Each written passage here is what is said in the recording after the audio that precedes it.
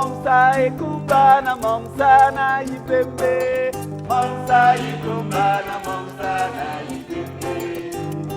Mukumbele o, mukumbele.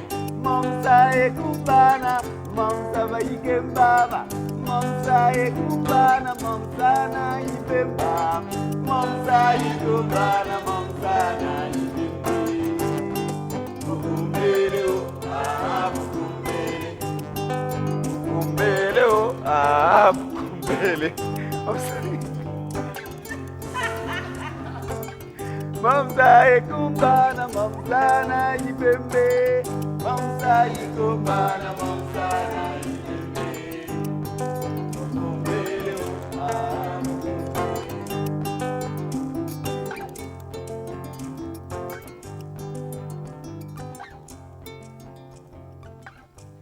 La princesse d'Enide était belle comme la lumière du soleil.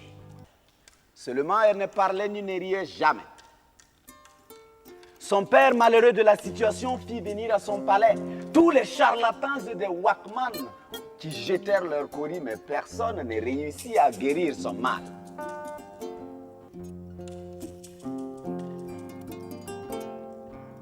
Le vieux sage du royaume s'approche de lui et lui dit: à mon avis, ta fille souffre du mal d'amour. Tu devrais la marier. Et le roi s'était rendu à cette sage raison. Il avait donc fait publier dans tout le royaume et des royaumes alentours, par 500 cavaliers vêtus de rouge sur des chevaux noirs, cet avis selon lequel il donnerait sa fille, la princesse d'Enide, en mariage, à qui saurait la faire rire et parler. Alors étaient accourus au palais de la princesse d'Enide tous les plus riches princes du monde. Ces plus riches princes du monde avaient déployé aux pieds de la princesse d'Enide leurs coffres débordants d'or, de diamants. Ils avaient envoyé leurs pitres, leurs jongleurs, leurs charlatans, leurs comédiens, leurs musiciens. La princesse d'Enide avait tout écouté. Elle avait tout regardé. Puis elle s'était tournée vers la fenêtre ouverte. Elle avait contemplé les oiseaux qui piaillaient dans le ciel. Et puis elle avait bâillé. Alors était accouru une deuxième fois au palais de la princesse d'Enide tous les plus riches marchands du monde. Ces plus riches marchands du monde avaient déployé aux pieds de la princesse d'Enide leurs coffres débordants de tissu rare, leurs piques, leurs jongleurs, leurs charlatans, leurs comédiens, leurs musiciens. La princesse d'Enide avait tout écouté. Elle avait tout regardé. Puis elle s'était tournée vers la fenêtre ouverte. Elle avait contemplé cette fois-ci les nuages qui passaient dans le ciel. Et puis elle avait bâillé. Mais à l'instant où le dernier marchand tournait ses talons d'or et quittait le palais, au loin dans un village de la vallée, un jeune homme. Il se dit: pourquoi pas moi? Je n'ai plus de travail, j'ai rentré ma moisson, et bien j'irai tenter ma chance. C'est comme ça qu'il prit son parasol de feuillage avec sa gourde sur son épaule et il se mit à marcher. Momsa ekumbana, momsa na ibembe. Momsa ikumbana, momsa na ibembe. Bukumbele o, bukumbele. Bukumbele o, bukumbele. Il parvint au bord d'une montagne où il se mit à la grimper de grand matin entre rocs et buissons. Puis vers l'heure de midi, il arrive au milieu de la montagne où il rencontra une vieille dame. Sous un soleil cuisant, en sueur, le jeune homme se précipite, transporte la vieille dame jusqu'à l'ombre, lui donne le peu d'eau qui lui restait dans la gourde. Et la vieille dame lui dit: la pureté de cœur est salutaire. Elle ne nourrit pas l'homme, mais lui donne la paix.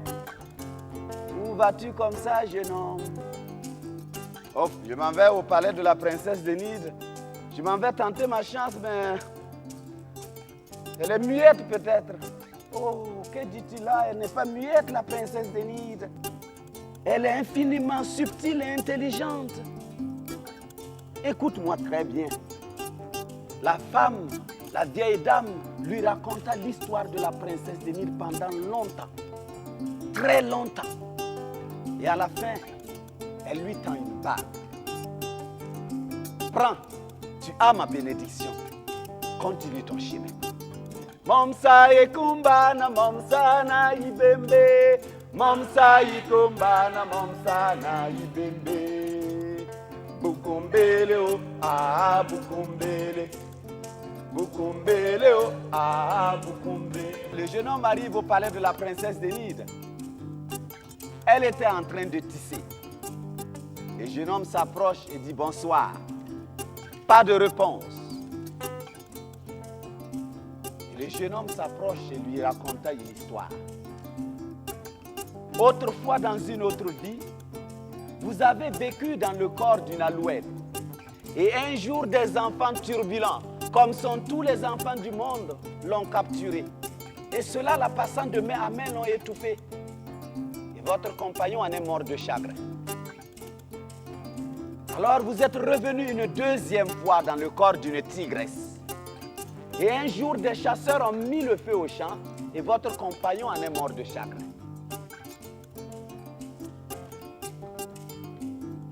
La femme leva les yeux vers lui. Qui vous a raconté mon histoire? Le jeune homme sortit la bague et la lui donne. La princesse d'Enid prit la bague, une vieille bague très usée. Un sourire imperceptible traverse son regard. Sous l'allégresse, sous la joie du roi, un grand mariage fut organisé.